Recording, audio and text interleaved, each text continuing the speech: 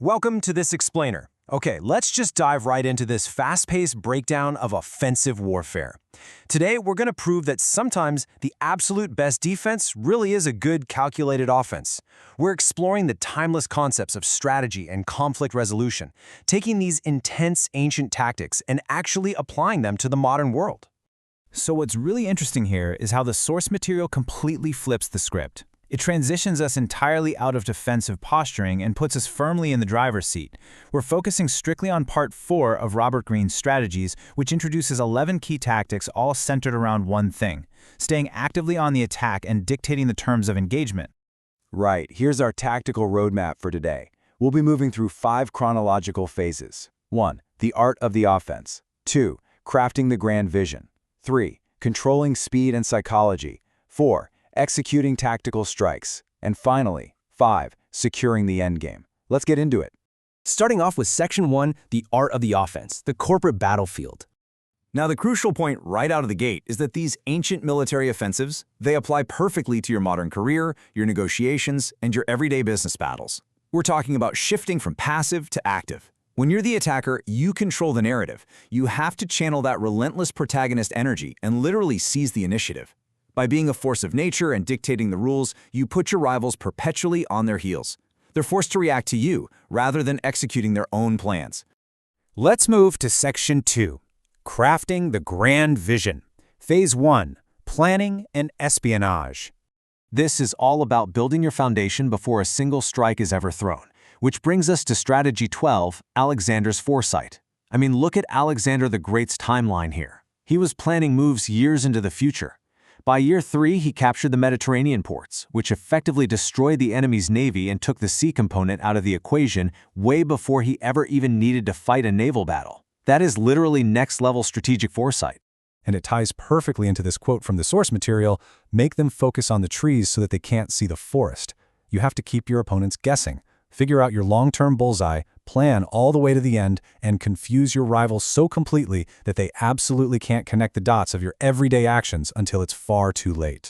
Which leads right into Strategy 13. Know your enemy. Think about Prince Metternich. He uncovered Napoleon Bonaparte's weaknesses by essentially spying on him in broad daylight. Just by mastering nonverbal communication, Metternich read his rival perfectly to find those hidden vulnerabilities. And that insight? It allowed him to help arrange Napoleon's disastrous marriage and played a massive role in his final defeat at Waterloo. So yeah, read your rivals closely. All right, Section 3, controlling speed and psychology. Phase 2, surprise and maneuver. This is where pace and psychological pressure become your ultimate weapons. Take Strategy 14, Genghis Khan's Blitzkrieg. Back in 1218, he used this brilliant 3-step strategy to overwhelm resistance. Step 1, make slow moves to set a comfortable pace that your rival gets used to. Step 2, intentionally lose small battles. Why? To build up their false confidence. And then, Step 3, shift entirely to incredibly fast, serious attacks that the enemy never saw coming. It's that sudden, shocking speed of the final strike that shatters their resistance. Then we have Strategy 15, control the dynamic. Erwin Rommel pulled this off beautifully in the North African deserts during World War II. He used smaller units, kept them constantly moving, and actually joined the front lines himself just to reduce the delay between real-time events and status updates. The lesson here? Be assertive. Navigate your rival directly into your trap by forcing them to respond to your constant motion. Jumping ahead a bit to Strategy 20, we see how to maneuver into weakness. Let's look at Master Samurai Bokden's art of winning without hands. When a young, arrogant swordsman challenged him, Bokden agreed to duel on an island. But the absolute second the swordsman stepped off the boat, the Grand Master just pushed the boat away, literally stranding him. It's brilliant. Outsmart your corporate rivals through calculated, subtle moves instead of fighting them head-on in a totally advantageless direct attack.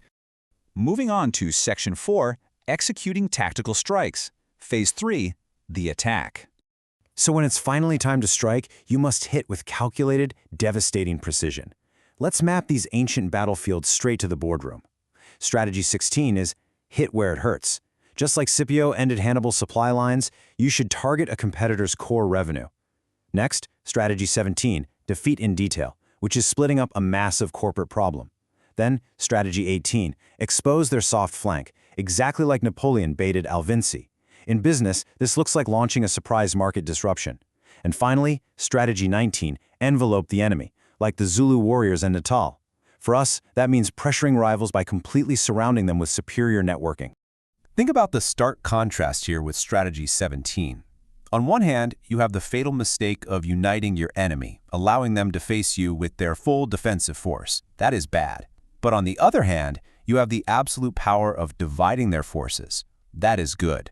Never let your enemies unite. Always divide and conquer, splitting large units to make them much easier targets, kind of like the Greeks did against the Persians at Marathon.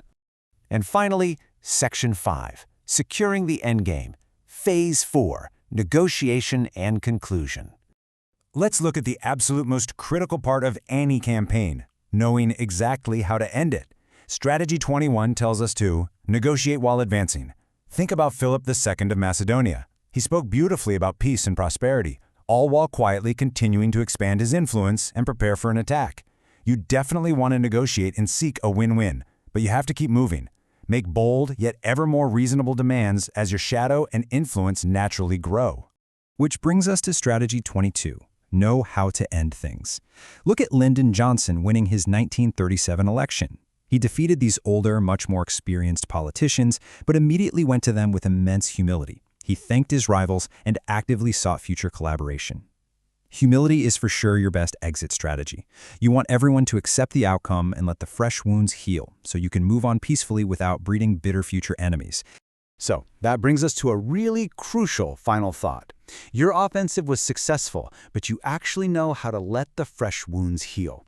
It's one thing to win the battle, but securing the peace, that's the true mark of a master strategist. I want you to think about your own victories and how you manage the aftermath. Can you win the corporate battle without creating a lifelong enemy? Reflect on that as you prepare your next strategic move.